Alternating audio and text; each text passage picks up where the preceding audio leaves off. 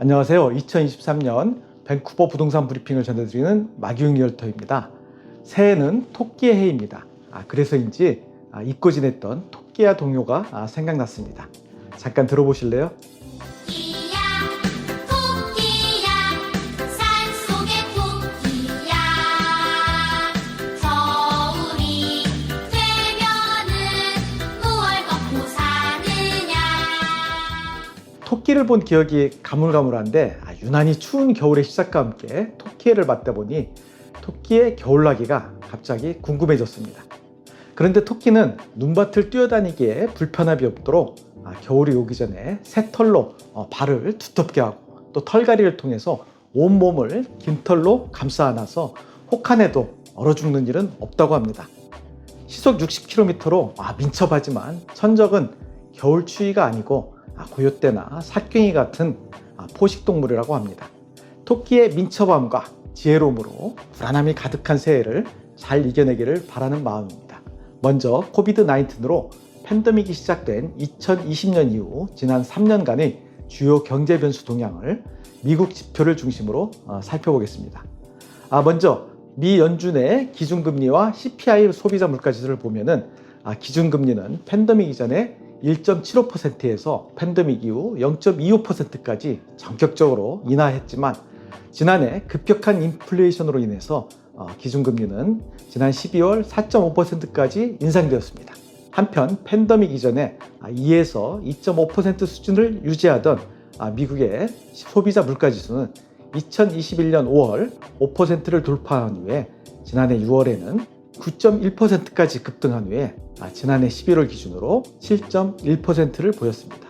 다행히 진정세를 보이고 있으나 목표 인플레이션 수준인 2%에 비해서는 매우 높은 수준입니다. S&P 500 지수는 지난 3년간 2021년 말 43.2%까지 상승하였으나 연말 기준으로는 6.2% 상승에 그쳤으며 나스닥 지수 역시 2021년 11월 75%까지 급등하기도 하였으나 12.5% 상승으로 마감을 하였습니다. 뉴욕 상품거래소 기준 WTI 원유 가격은 3년 전 59달러에서 지난해 6월 122달러까지 급등하여서 급격한 인플레이션을 이끌었으나 다행히 80달러 내외에서 5개월째 안정세를 보였는데 새해 들어서는 73불까지 하락하였습니다.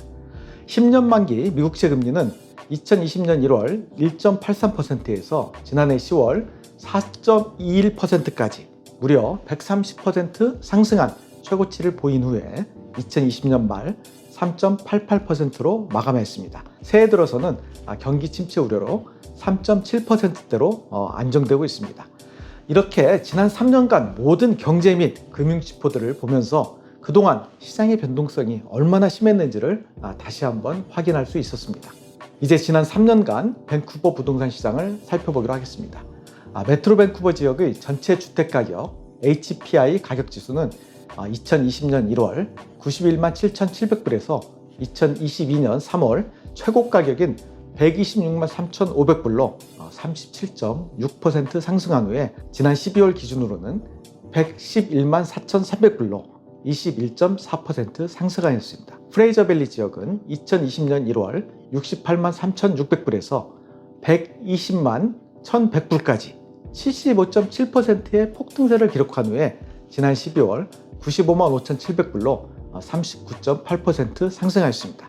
전체적으로 밴쿠버 부동산 시장은 여타 자산 시장 및 경제 변수와 비교해서는 견조한 가격 추세를 유지하고 있음을 보여주고 있습니다. 주택 종류별로 2020년 1월부터 가격 변동을 한번 살펴보면 단독주택은 최고 가격 대비해서 메트로 밴쿠버는 43.8%, 프레이저밸리는 81.7% 상승한 후에 지난 12월 말 기준으로는 27.4%, 또 40.8%로 상승해서 그 폭은 감소하였지만 여전히 높은 가격대를 유지하고 있습니다.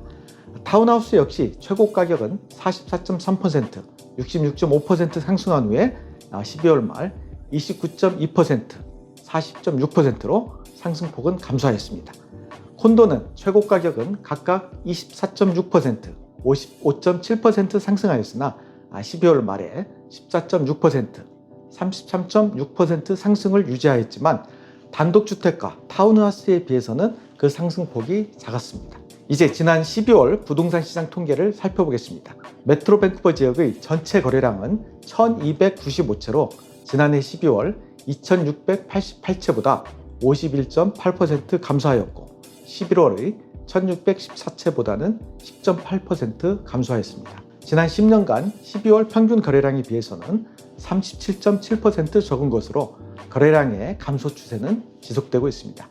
신규 리스팅은 1206채로 지난해 12월의 1945채보다 38% 감소하였고 이전 11월의 3055채보다 60.5% 감소하여서 우려하는 물량 폭탄이나 거래 절벽 현상은 찾아볼 수 없었습니다. 주택별 거래 일수는 단독주택은 49일, 타운하우스는 37일, 콘도는 26일로 조금씩 길어지고 있지만 정상적인 시장 수준입니다. 전체 리스팅 대비 판매량 비율인 세일즈 투 액티브 리스팅 지수는 12.3%, 19.5%, 21.7%로 타운하우스와 콘도의 매매가 아직도 활발하게 이루어져 있고 시장 전체로는 17.5%로 정상적인 밸런스드 마켓을 유지하고 있습니다.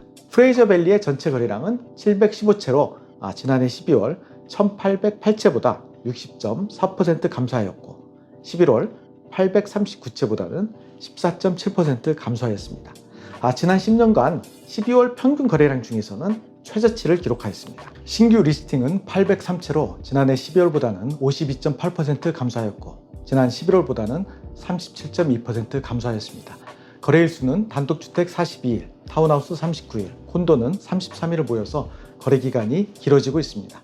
세일즈 투 액티브 지수는 17%, 23.4%, 25%로 모든 주택이 활발한 매매를 보여서 전체적으로 밴쿠버 부동산 시장이 정상적인 밸런스드 마켓을 유지하고 있는 상황입니다. 이제 2023년 밴쿠버 부동산 시장을 바라보는 핵심 포인트를 제시해 보려고 합니다. 각종 매체를 통해서 발표된 주요 경제 전망과 예측을 토대로 개인적인 자산시장에 대한 경험을 바탕으로 정리해 보았습니다. 첫 번째는 경기 침체입니다.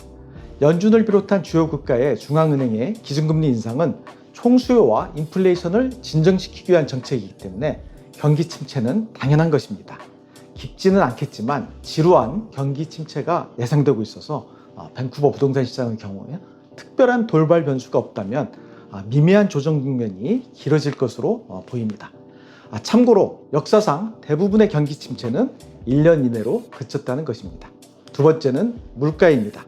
9.1%까지 치솟았던 인플레이션의 피크아웃, 즉 최고치에서 벗어난 것은 확인되었지만 2%의 목표 수준에 비해서는 여전히 매우 높은 수준입니다.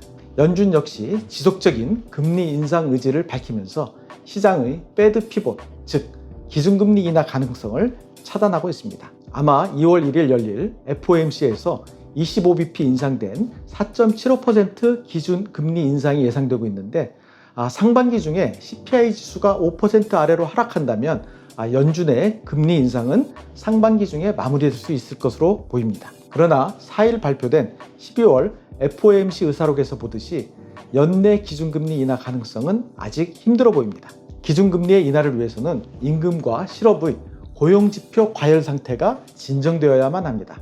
그러나 임금과 실업은 시차를 가지고 늦게 반응하는 경기 후행적인 특성을 가지고 있고 또 한 번 오르면 내리기가 힘든 하방 경직성으로 인해서 긴축 효과가 반영되기까지 좀 긴 기간이 필요할 것입니다. 세 번째는 이자율입니다. 기준금리와 별도로 시장금리는 CPI 지수가 4% 이하로 하락한다면 인플레이션과 연동되어서 움직일 것으로 보입니다. 기준 수치를 제시한다면 CPI 지수가 5% 이하의 경우 미국채 10년물 기준으로 3에서 3.5% 수준, 또 4% 이하이면 3에서 2.5% 수준, 그리고 인플레이션이 3%대에 진입한다면 2% 중반대의 시장금리도 가능할 것으로 보입니다.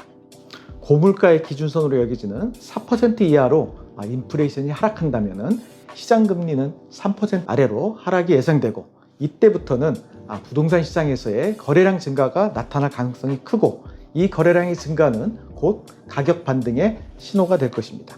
그렇지만 앞으로 1년, 2년 이내에 2% 이하의 시장금리를 기대하기는 어려울 것으로 보여서 어떤 반등이 오더라도 그 그 반등의 폭은 제한적일 수밖에 없을 것입니다. 네 번째로 프리세일 시장의 딜레마입니다. 밴쿠버 부동산 시장의 만성적인 공급 부족 해소를 위해서 초고층 콘도를 앞세운 신규 분양 및 개발 계획이 지속적으로 예정되어 있습니다.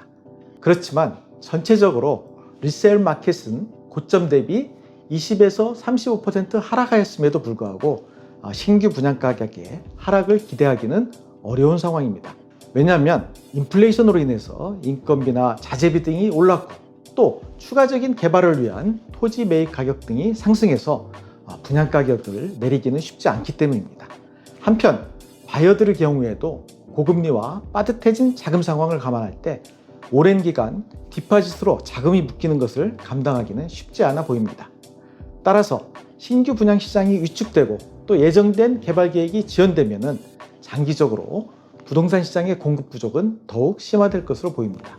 왠지 새해 기분이 덜 나는 새해인 것 같습니다. 예측하기 힘든 미래에 대한 불안과 걱정 때문일까요? 현재까지 살아온 우리의 삶이 앞으로도 우리를 지켜주는 그 증거가 되는 것인데도 이 새해가 우리에게 희망보다는 근심으로 다가와서 안타까운 마음입니다. 또한 폭등의 시장으로 무너졌던 내 집 마련의 꿈이 그나마 집값 하락으로 새로운 기회가 될 거라는 희망도 2배가 넘는 이자 부담, 또 모기지 여력의 부족으로 다시 포기할 수밖에 없는 현실입니다. 이 위기의 시대에도 기회는 꼭 온다는 마음을 가지고 다시 무너져가는 꿈을 함께 세워가는 그런 한 해가 되었으면 좋겠습니다. 힘들고 어렵지만 생애 첫 집 그리고 내 집 마련의 꿈을 이루어가는 그런 가슴 설레는 이야기는 이 새해에도 계속되기를 바라는 마음입니다. 준비된 사람만이 기회를 잡을 수 있습니다. 함께 준비하는 그런 부동산이 되겠습니다. 감사합니다.